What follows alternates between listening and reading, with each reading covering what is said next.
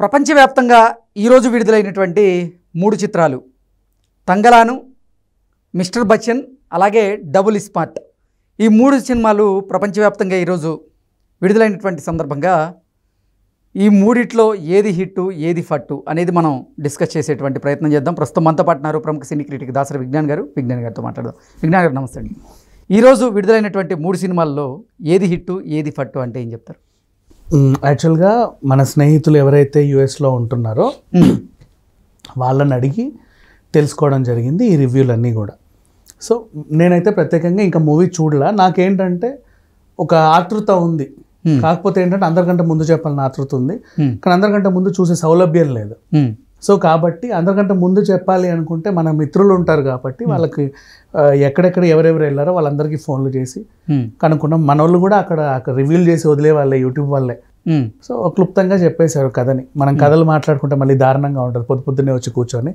So ఇవన్నీ పక్కన పెట్టేస్తే ఏది ఎలా ఉంది అనేది మాట్లాడుకుందాం.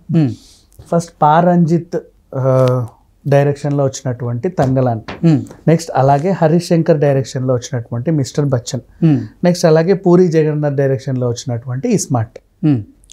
రంజిత్కి ఇది ముఖ్యమే హిట్ కొట్టడానికి, అలాగే పూరికి కూడా చాలా ముఖ్యం, హరీష్ శంకర్ కూడా ముఖ్యమే. ఎగ్జాక్ట్లీ. నెక్స్ట్ ఆ ఉస్తాద్ మీద ఉండే హోప్స్ పెంచాలి అంటే ఏదో ఒకటి ఉండాలి. రవితేజకి ఈ సినిమా ఇంపార్టెంట్. అండ్ నెక్స్ట్ ఇటు మన రామ్కి కూడా స్కంద ఫ్లాప్ తర్వాత ఈ సినిమా చాలా ఇంపార్టెంట్. అవును. అటు విక్రమ్కి కూడా పొన్నియిన్ సెల్వన్ ఏదో క్యారెక్టర్ చేసిన అంతకుముందు సినిమా కూడా కొంచెం అటు ఇటు ఉంది కాబట్టి ఈ సినిమా చాలా ఇంపార్టెంట్. సో ముగ్గురు దర్శకులకి, ముగ్గురు హీరోలకి చాలా క్లిష్టమైన ఒక సీజన్. ముగ్గురు కలిసి పోటీ పడుతున్నారు, ముగ్గురికి హిట్లు కావాలి, ఆ టైంలో ముగ్గురికి థియేటర్స్ కావాలి. సో ఎలా పంచుకున్నారు ఏంటనేది ఇక వాళ్ళ వాళ్ళ ఇష్టం.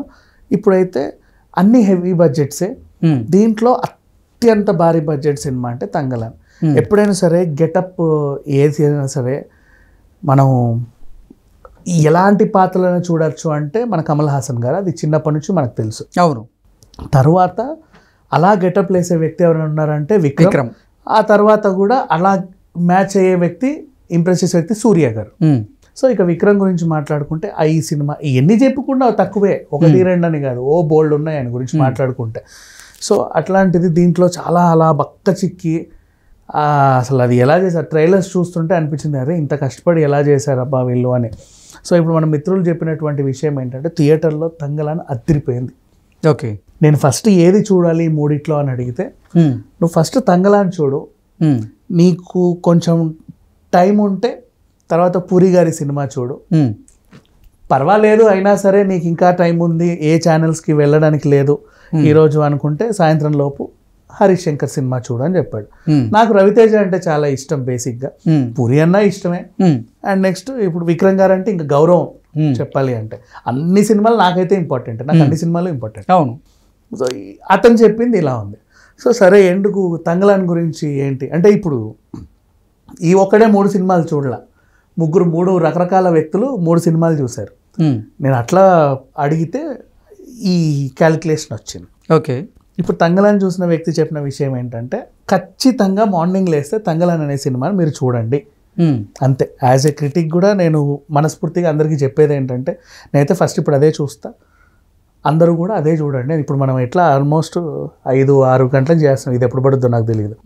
సో ఆ రకంగా చూసుకుంటే తంగలాన్లో విజువల్స్ కానీ, రంజిత్ గారి యాక్షన్ కానీ, తెలుగు వాళ్ళకి కొంచెం తమిళ్ ఫ్లేవర్గా ఉంది డైలాగ్స్, అయినప్పటికీ కూడా అర్థమయ్యేలానే రాశారు.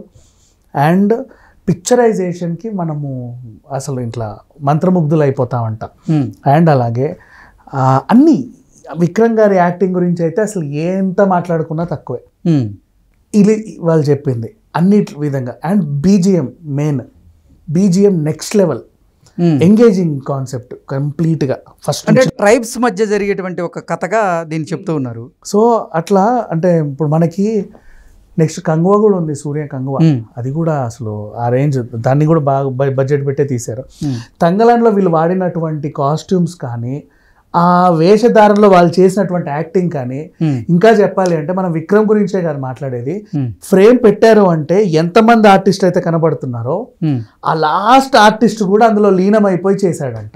అది రంజిత్ రాబట్టుకున్నటువంటి నటన. సో ఇక తంగలానికి ఖచ్చితంగా వెళ్ళండి, ఇంకంతమించి ఇంకేం చెప్పనవసరం లేదు. ఓకే. నెక్స్ట్ కమ్ టు మన Puri Jagannadh cinema Ram cinema. Ram Skanda cinema తర్వాత ఇది వస్తుంది.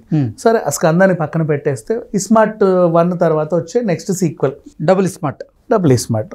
అండ్ దీంట్లో సంజయ్ దత్ని పెట్టుకున్నాడు. బాలీవుడ్ యాక్టర్లను పెట్టుకొని పూరి ఎట్లాంటి మ్యాజిక్ చేశాడు అనేది మనం చూడబోతున్నాం. అండ్ దీంట్లో కూడా కథ ప్రకారంగా ఫస్ట్ సినిమా కథలానే ఉంటుంది. డబుల్ డోస్ అంటారు కానీ సేమ్ అదే కొనసాగింపులాగా అనిపిస్తుంది. సాంగ్స్ కొంచెం బాగున్నాయి, విజువల్ పరంగా కొంచెం ఎంటర్టైన్ అవుతాం, బీజిఎం కూడా పర్లేదు. రెగ్యులర్ పూరి స్టైల్ తరహాలోనే సినిమా ఉంది, ఇక్కడ ఎక్కడ బోర్ అయితే కొట్టదు, అది తను చెప్పింది. ఓకే. సో నెక్స్ట్ రామ్ సినిమాకి కూడా మనం వెళ్ళొచ్చు. పూరి జగన్నాథ్ అండ్ బాగానే రిలీజ్ చేసుకున్న, చాలా ఇబ్బందులు పడ్డారు రిలీజ్ చేసుకోవడానికి కూడా. ఓకే, మొత్తానికి అయింది. ఇక next come to Harish Shankar cinema. Mister Bachchan ఎలా ఉంది అంటే రవితేజ పర్ఫార్మెన్స్కి అసలు మచ్చ పెట్టాల్సిన అవసరం లేదు. రవితేజని వాడుకోవాలంటే అసలు ఏ డైరెక్టర్ అయినా సరే, ఎందుకంటే కొత్త డైరెక్టర్ అయినా సరే రవితేజలానే ఉంటాడు. అదొక న్యాచురల్ పర్ఫార్మెన్స్, అంత బాగా ఇచ్చాడు. అయితే హరీష్ శంకర్ డైరెక్షన్లో కొంచెం ఏదో తగ్గింది అని, మిస్ అయిందంటారు. కథ కొంచెం మరీ అంటే ఆల్మోస్ట్ పర్వాలేదు, బాగానే ఉంది, కాకపోతే ఇంకా బాగుండేది అన్నట్లుగా చెప్పుకొచ్చారు.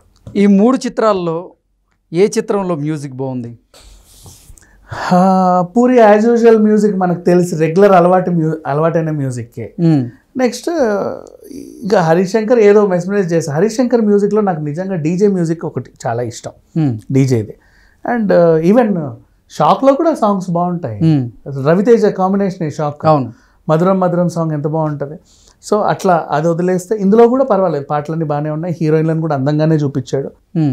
అండ్ ఖచ్చితంగా చూడాలి అనుకుంటే మాత్రం మిస్ అవ్వకుండా తంగలాన్. ఇలాంటి మాస్టర్ పీస్లు చాలా రేర్గా వస్తాయి. ఒకసారి మనం మిస్ అయ్యాము అంటే ఏదో కోల్పోయాము అన్న ఫీలింగ్ వస్తుంది. తంగలాన్ ఖచ్చితంగా చూడాలి. తంగలాన్లో కొన్ని సన్నివేశాల గురించి పర్టికులర్గా మాట్లాడుకుంటూ ఉన్నారు. ఎమోషనల్ సీన్స్ అయితే బీభత్సంగా ఉన్నాయి, చూస్తే అంటే ఒళ్ళు గగురు పుడిచే సీన్స్ కూడా చాలా ఉన్నాయి. కొన్ని ఒక 8 నుంచి 9 సీన్లు అయితే అసలు అది నెక్స్ట్ లెవెల్. ట్రైలర్లో చూపించిన విధంగా, టీజర్లో చూపించిన విధంగా విక్రమ్ పాముని ఇట్లా పట్టుకొని 2 చేతితోనే చంపేస్తారు. ఆ సీన్ మాత్రం చాలా అద్భుతంగా ఉందంటే చాలామంది చెప్తున్నారు. అది కొంచెం భయంకరంగానే ఉంది చెప్పాలి అంటే. మరి జీవాన్ని అలా చంపకూడదు. యాక్చువల్గా యానిమల్ రూల్ ప్రకారంగా సినిమాలలో మనం జంతువులని హింసించకూడదు బేసికల్లీ.